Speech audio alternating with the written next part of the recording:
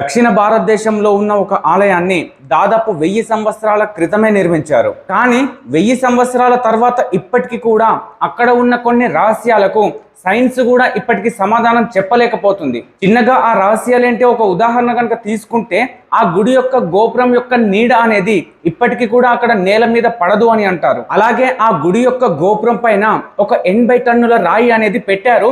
మరి ఆ కాలంలోనే అంత పెద్ద రాయిని అక్కడ ఎలా పెట్టగలిగారు అనేది ఇప్పటికీ కూడా ఒక మిస్టరీ లాగానే ఉండిపోయింది. అంతేకాదు అక్కడ ఉన్న శివలింగం వెనుక దాగి ఉన్న కొన్ని రహస్యాలు, గోడలపై కనిపించే పురాతన గుర్తులు, ఇవన్నీ మనం నేరుగా చూస్తే గనక ఒకేసారి మనం అందరం షాక్ అయిపోతాం. అయితే ఇది సాధారణ ఆలయం కాదు, ఇది చోళుల యొక్క మహా అద్భుతం. ఆ ఆలయం పేరే బృహదీశ్వర ఆలయం. అయితే ఈ ఆలయంలో దాగి ఉన్న సీక్రెట్స్ ఏంటి? 1000 సంవత్సరాల క్రితమే ఈ నిర్మాణం అనేది ఎలా సాధ్యమైంది? అలాగే ఇప్పటికీ కూడా ప్రజలందరూ ఆ గుడి గురించి మాట్లాడుకునే రహస్యాలేంటి? ఇటువంటి రహస్యాలన్నీ ఏమాత్రం ఆలస్యం చేయకుండా ఈ వీడియోలో నేను మీకు అర్థమయ్యే విధంగా సింపుల్ గా చెప్పడానికి నా 100% ఎఫర్ట్ ఇస్తా. కాబట్టి మీరు కూడా వీడియోని ఎక్కడ కూడా స్కిప్ చేయకుండా చూస్తే బృహదీశ్వర ఆలయంలో ఉన్న ఇంచ్ బై ఇంచ్ ప్రతి ఒక్కటి మనం తెలుసుకుందాం. అలాగే నాకు ఒక చిన్న సపోర్ట్ కోసం మీరు వీడియోని లైక్ చేస్తే ఇలాంటి వీడియో నలుగురికి షేర్ అవుతుంది. కాబట్టి ఆ నలుగురు కూడా ఆలయం గురించి తెలుసుకుంటారు. దాంతో పాటే నా నెక్స్ట్ వీడియో కనుక మీకు రావాలని అనుకుంటే సబ్స్క్రైబ్ చేసి బెల్ ఐకాన్ ఆన్ లో పెట్టుకుంటే కనుక ఖచ్చితంగా నా నెక్స్ట్ వీడియో మీకు నోటిఫికేషన్ లో వస్తుంది, మీరు తొందరగా చూడొచ్చు. అయితే ఇక ఏమాత్రం ఆలస్యం చేయకుండా వీడియో గురించి మొత్తం క్లియర్ గా తెలుసుకుందాం. ఫస్ట్ ఈ ఆలయం విషయం గురించి తెలుసుకుంటే, ఈ ఆలయం అనేది తమిళనాడులోని తంజావూరు పట్టణంలో ఉంది. అయితే ఈ తంజావూరుకి ఆ పేరెందుకు వచ్చిందంటే, పురాతన కాలంలో తంజన్ అనే రాక్షసుడి పేరు మీదుగా ఈ పట్టణానికి తంజావూరు అనే పేరు వచ్చింది. అలాగే ఈ తంజావూరు పట్టణంనే the rice of bowl of Tamil Nadu అని కూడా పిలుస్తారు. అయితే అప్పట్లో పురాతన కాలంలో చోళ రాజులు ఈ తమిళనాడును పరిపాలించే సమయంలో తంజావూరే వాళ్లకు ముఖ్య పట్టణంగా, ముఖ్య కేంద్రంగా ఉండేది. అయితే ఈ బృహదీశ్వర ఆలయాన్ని రాజరాజ చోళులు 11వ శతాబ్దంలో నిర్మించారు. అంటే దాదాపుగా క్రీస్తు శకం 1004 నుంచి 1009 మధ్యలో నిర్మించారు.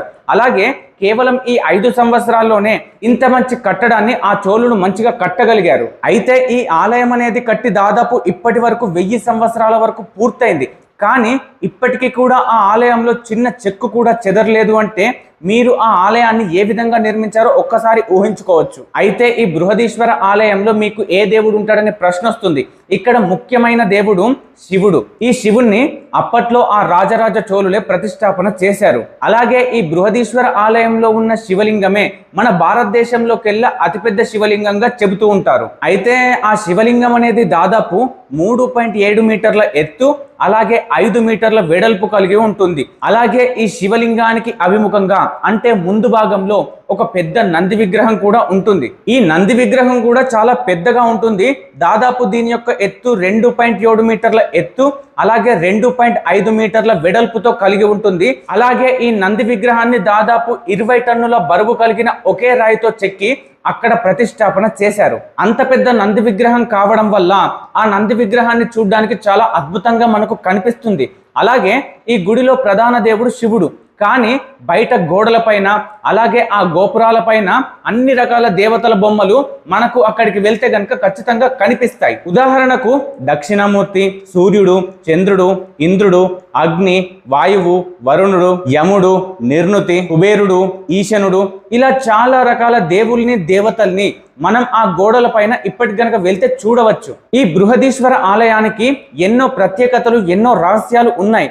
కానీ ఇందులో మనం ముఖ్యంగా చెప్పుకోవాల్సింది ఏంటిదంటే, ఆ ఆలయాన్ని ఎలా నిర్మించారు అనేది అతిపెద్ద రహస్యం. ఎందుకంటే ఈ ఆలయాన్ని కట్టడానికి ఎటువంటి ఇటుకలు, సున్నపు రాయి, ఐరన్ రాయి, బంకమట్టి ఇలాంటివి అంటుకునే పదార్థాలు, లేకపోతే అతుక్కునే పదార్థాలు ఎప్పుడు కూడా ఎందులో కూడా వాడలేదు. అలాగే నిర్మించేటప్పుడు ఎలాంటి పూతలాగా కూడా దేన్ని పుయ్యలేదు.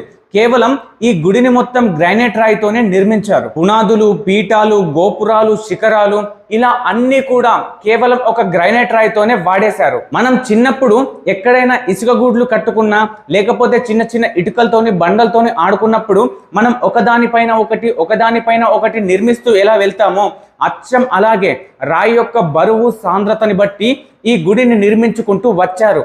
అలాగే కింద ఒక లైన్ ఉంటే అందులో ఎటువంటి రాయి అయితే పెడితే సరిగ్గా కూర్చుంటుందో అలాంటి రాయిలనే చెక్కుకుంటూ పైన గోపురం లాగా తయారు చేసుకుంటూ ఆ గుడిని నిర్మించారు. ఇలా ఆ గుడిని ఒక్కొక్క అంతస్తు ఇలా దాదాపు 13 అంతస్తుల వరకు పైకి తీసుకువెళ్లి ఈ బృహదీశ్వర ఆలయాన్ని కేవలం ఒకే ఒక్క గ్రానైట్ రాయితో నిర్మించారు. దాంతో మన భారతదేశంలో 13 అంతస్తులు కలిగిన ఏకైక శివలింగంగా ఈ బృహదీశ్వర ఆలయం అనేది పేరుని సంపాదించింది. అయితే ఇంకొక షాకింగ్ అయిన విషయం ఏంటంటే ఈ బృహదీశ్వర ఆలయాన్ని మొత్తం గ్రానైట్ రాయితో నిర్మించానని చెప్పాను కదా, కానీ ఈ గుడి చుట్టూ అంటే తంజావూరు చుట్టూ దాదాపు 100 కిలోమీటర్ల వరకు మనకు ఎక్కడ కూడా గ్రానైట్ రాయిలు అనేది లభించదు. అంటే ఎక్కడో 100 కిలోమీటర్ల అవతల ఉన్న గ్రానైట్ రాళ్లను ఇక్కడికి తీసుకువచ్చి ఈ గుడిని నిర్మించారని మనకు అర్థమవుతుంది. కానీ అంత పెద్ద గ్రానైట్ రాళ్లను, అంత పెద్ద బండలను అంత దూరం నుంచి ఎలా తీసుకువచ్చారో,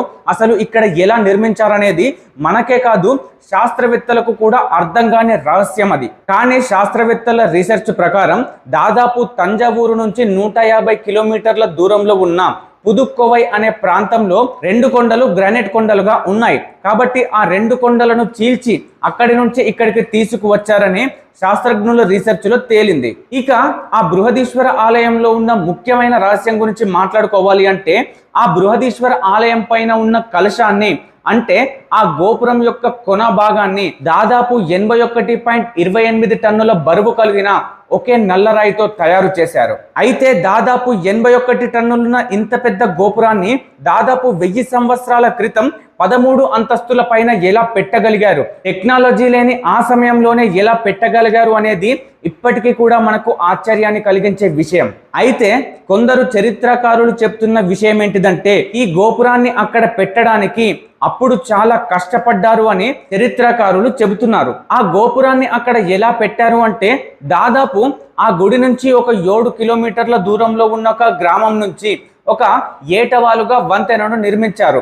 అలా వంతెనను నిర్మించి కొద్ది కొద్దిగా ఏనుగులు, గుర్రాలు వీటి సహాయంతో దాన్ని ముందుకు జరుపుతూ అక్కడ నిర్మించారు అనేది మనం చరిత్ర ద్వారా తెలుసుకోవచ్చు. కానీ మనకు కేవలం 1 టన్ను 2 టన్నులున్నది జరపడానికే చాలా కష్టం. కానీ 80 టన్నుల బరువులున్న అంత పెద్ద గోపురాన్ని అసలు 7 కిలోమీటర్ల నుంచి ఎలా దొర్లుకుంటూ తీసుకువెళ్లారు.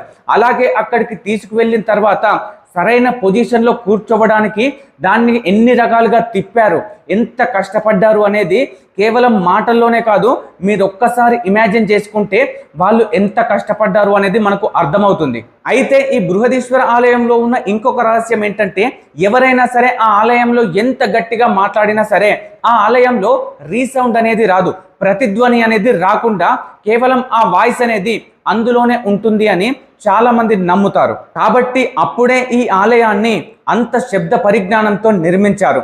అలాగే మనం ఈ బృహదీశ్వర ఆలయంలోకి అడుగు పెట్టగానే ముందుగా మనకు గణపతి ఆలయం అనేది దర్శనమిస్తుంది. అలాగే ఆ ఆలయంలో ఉన్న శిలలు, స్తంభాలు అనేవి మనల్ని ఇంకా ఆశ్చర్యపరుస్తాయి. ఒక చిన్న ఉదాహరణ చెప్తా.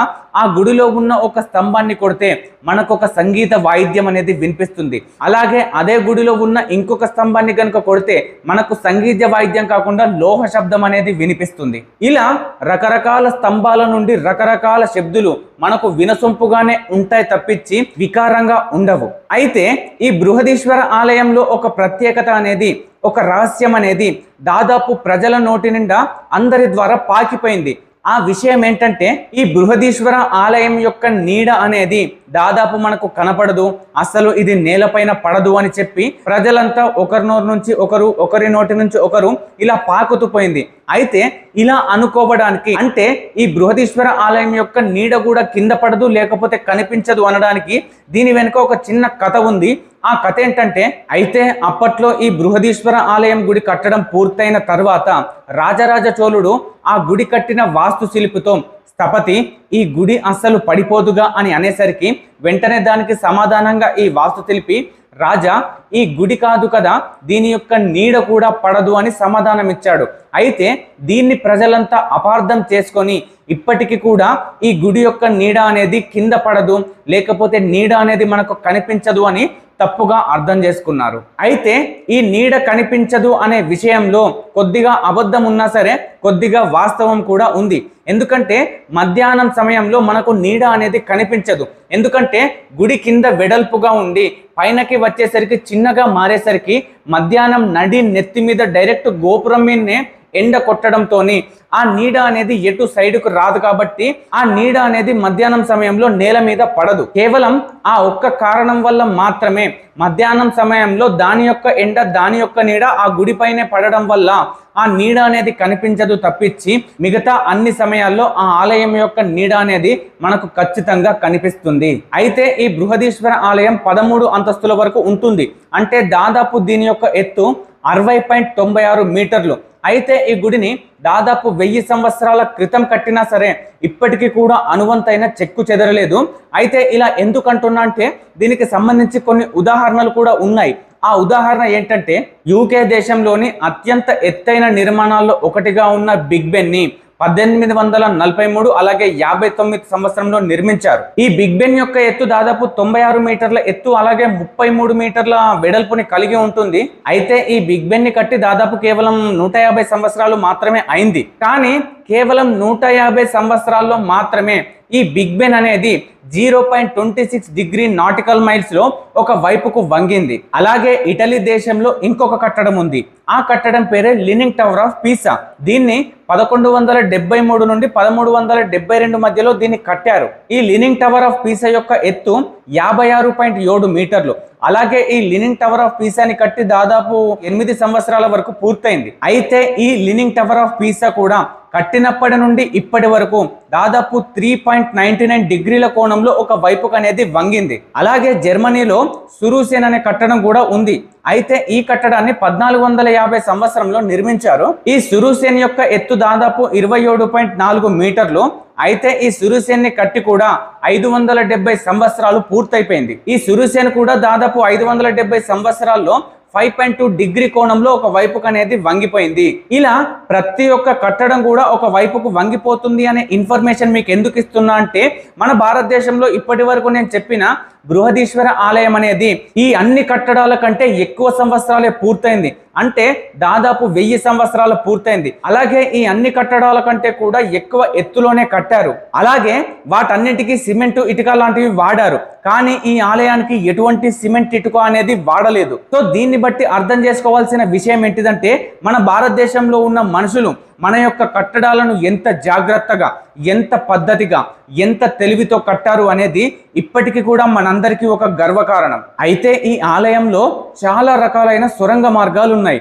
ఆ సొరంగ మార్గాలు ఈ ప్రధాన ఆలయం నుంచి తంజావూరులోని కొన్ని ప్రధాన ఆలయాల్లోకి వెళ్తున్నాయి. సో ఇంకా కొన్ని సొరంగ మార్గాలు మాత్రం మన మరణానికి దారి తీసేలా ఉన్నాయి. సో దాంతో ఆ సొరంగ మార్గాలని కప్పివేశారు. అయితే ఈ సొరంగ మార్గాల్ని అప్పటి రాజైన రాజరాజ చోళుడు తన జాగ్రత్తల కోసం తననెవరైనా శత్రువులు చంపడానికి వస్తే పారిపోవడం కోసం లేకపోతే అక్కడ రక్షణగా ఉండడం కోసం నిర్మించాడు అని చరిత్ర ద్వారా మనం తెలుసుకోవచ్చు. ఈ బృహదీశ్వర ఆలయంలో మనల్ని ఆశ్చర్యపరిచే ఇంకొక విషయం ఏంటిదంటే గుడి చుట్టూ ఉన్న గుడి యొక్క తోరణాలు. ఈ తోరణాలకు దాదాపు 6 మిల్లీమీటర్ల కంటే తక్కువగా ఉన్న సైజులో వంపుతో కూడిన రంధ్రాలు అనేవి ఉన్నాయి. ఈ రంధ్రాలు అనేవి ఎందుకని ఉన్నాయి, అసలు ఎందుకని అలా పెట్టారనేవి ఇప్పటికీ కూడా ఒక మిస్టరీ లాగానే ఉంది. వీటికి సమాధానం ఇంకా దొరకలేదు. అయితే ఈ ఇంత విశేషత కలిగిన ఇంత ప్రత్యేకత కలిగిన ఎన్ని రహస్యాలు కలిగిన ఈ బృహదీశ్వర ఆలయాన్ని నిర్మించింది కుంజరరాజు పెరుందాక్షన్ అనే ఒక వాస్తు శిల్పి. ఇతను ఒక సాంకేతిక నిపుణుడు అని మనకు చరిత్ర అనేది తెలుపుతుంది. అయితే మన భారతదేశానికి స్వాతంత్రం వచ్చిన తర్వాత దాదాపు 1954 సంవత్సరంలో 1000 రూపాయల నోట్ని ముందుగా రిలీజ్ చేసింది. అయితే అంత ఖరీదైన 1000 రూపాయల నోటు మీద ఈ బృహదీశ్వర ఆలయాన్ని ముద్రించింది. అయితే ఎంతో అద్భుతంగా నిర్మించిన ఈ ఆలయం అనేది ఎన్నో వింతలు విశేషాలు కలిగి ఉండడంతో ఈ గుడిని ప్రపంచ వారసత్వ సంపద జాబితాలోకి చేర్చారు. అయితే రాజరాజ చోళులు ఉన్నప్పుడు ఈ తంజావూరు ఆలయం అనేది ఆ తంజావూరు ఊరు అనేది ప్రధాన కేంద్రంగా అంటే ఒక రాజధాని లాగా ఉండేది. కానీ ఇప్పుడు తంజావూరు అనేది ఒక కుగ్రామంగా అంటే ఒక చిన్న గ్రామంగా, ఒక మూలన ఉన్న గ్రామంగా మారిపోయింది. ఇంత పెద్ద నగరం అనేది ఎలా నాశనమైంది, అసలు ఎంత ఇలా చిన్నగా మారిందనేది ఎవరికి కూడా అసలు అంతుపట్టడం లేదు. ఇప్పటికీ కూడా ఈ గుడి చుట్టుపక్కల పురావస్తు శాఖ వాళ్ళు ఇంకా తవ్వకాలు నడుపుతున్నారు. ఏదైనా సరే ఇంకా మనకు దొరుకుతుందో ఏమో అని. అలా తవ్వకాలు జరిగినప్పుడు ఏదో ఒక శిల్పమో లేకపోతే అప్పటికి కాలంకు సంబంధించిన ఏదో ఒక వస్తువులో బయటపడుతూనే ఉన్నాయి. అలా బయటికి వచ్చిన విషయాలు ఆలయం యొక్క రహస్యాలు అనేవి ఆ ఆలయం యొక్క వైభవాన్ని గురించి చెబుతున్నాయి. అయితే ఇన్ని చెప్తున్నారు, మరి అక్కడికి వెళ్ళడానికి మార్గం చెప్పారంటే అదే దారిలోకి వస్తున్నా. అయితే మీరు ఈ 1000 సంవత్సరాల చరిత్ర కలిగిన ఆలయాన్ని జీవితంలో కనీసం ఒక్కసారైనా చూడాలి.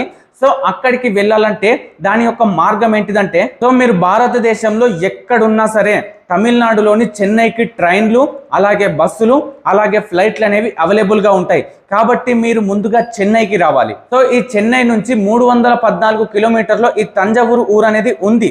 అలాగే ఈ బృహదీశ్వర ఆలయం కూడా 314 కిలోమీటర్లే వస్తుంది. దానికి బస్సు ద్వారా అయితే మనం ఈజీగా వెళ్ళిపోవచ్చు. అయితే మీరు కేవలం ఈ గుడి కోసం మాత్రమే వెళ్ళినప్పుడు కాకుండా ఎప్పుడైనా సరే తమిళనాడుకు వెళ్ళినట్టయితే ఖచ్చితంగా ఈ ఆలయాన్ని సందర్శించండి. అయితే ఈ గుడికి ఎప్పుడు పడితే అప్పుడు వెళ్తాను అనుకోకండి.